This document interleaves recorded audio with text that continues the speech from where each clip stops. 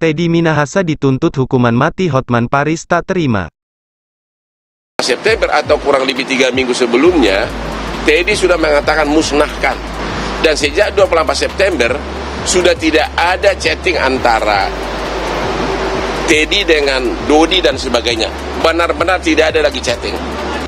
Telah terbukti secara sah dan meyakinkan bersalah melakukan tindak pidana turut serta melakukan secara tanpa hak atau melawan hukum, menawarkan untuk dijual, menjual, menjadi perantara dalam jual beli, menukar dan menyerahkan narkotika golongan 1 bukan tanaman yang beratnya lebih dari 5 gram.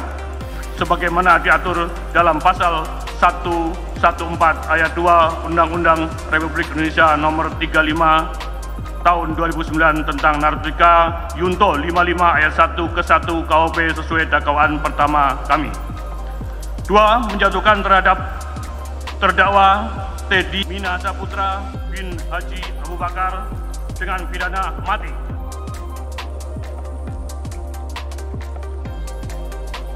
Pengacara kondang Hotman Paris mengaku naik tensi mendengar tuntutan mati bagi kliennya, Irjen Pol Teddy Minahasa.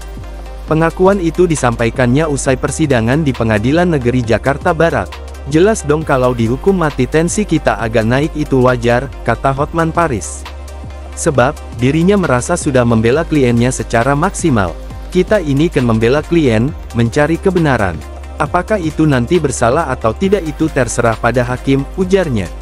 Pernyataan Hotman Paris itu sesuai dengan reaksinya usai sidang pembacaan tuntutan Teddy Minahasa.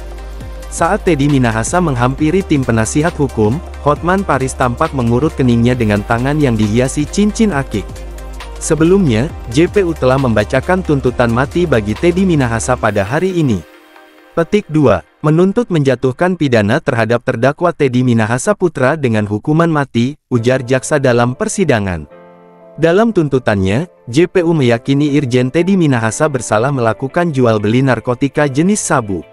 JPU pun menyimpulkan bahwa Teddy terbukti melanggar pasal 114 ayat 2 Undang-Undang Republik Indonesia Nomor 35 Tahun 2009 tentang narkotika junto pasal 55 ayat 1 ke 1 KUHP. Oleh sebab itu, JPU meminta agar majelis hakim menyatakan Teddy Minahasa bersalah dalam putusan nanti. Menuntut, menyatakan terdakwa Teddy Minahasa Putra telah terbukti secara sah dan meyakinkan melakukan tindak pidana sebagaimana diatur dalam pasal 114 ayat 2 Undang-Undang Republik Indonesia Nomor 35 Tahun 2009 tentang narkotika junto pasal 55 ayat 1 ke 1 KUHP sesuai dakwaan pertama kami, ujar jaksa. Dalam tuntutan mati bagi Teddy, jaksa tak mempertimbangkan satu hal pun untuk meringankan. Hal-hal yang meringankan, tidak ada, ujar jaksa penuntut umum dalam sidang pembacaan tuntutan di Pengadilan Negeri Jakarta Barat. Sementara yang memberatkan, jaksa mempertimbangkan 8 hal dalam tuntutan Teddy Minahasa, sementara yang memberatkan, jaksa mempertimbangkan 8 hal dalam tuntutan Teddy Minahasa.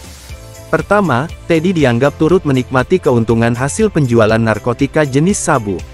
Kedua, Teddy mestinya menjadi garda terdepan dalam memberantas peredaran narkoba karena merupakan aparat penegak hukum. Namun terdakwa justru melibatkan dirinya dan anak buahnya dengan memanfaatkan jabatannya dalam peredaran gelap narkotika, kata jaksa penuntut umum.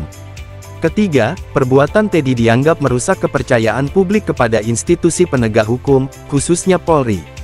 Keempat, Teddy dianggap telah merusak nama baik Polri. Kelima, selama proses pemeriksaan, Teddy tidak mengakui perbuatannya. Keenam, Teddy cenderung menyangkal dan berbelit-belit dalam memberikan keterangan di persidangan. Ketujuh, sebagai Kapolda, Teddy dianggap mengkhianati perintah Presiden dalam menegakkan hukum dan pemberantasan narkoba. Kedelapan, Teddy dianggap tidak mendukung program pemerintah dalam pemberantasan peredaran narkotika.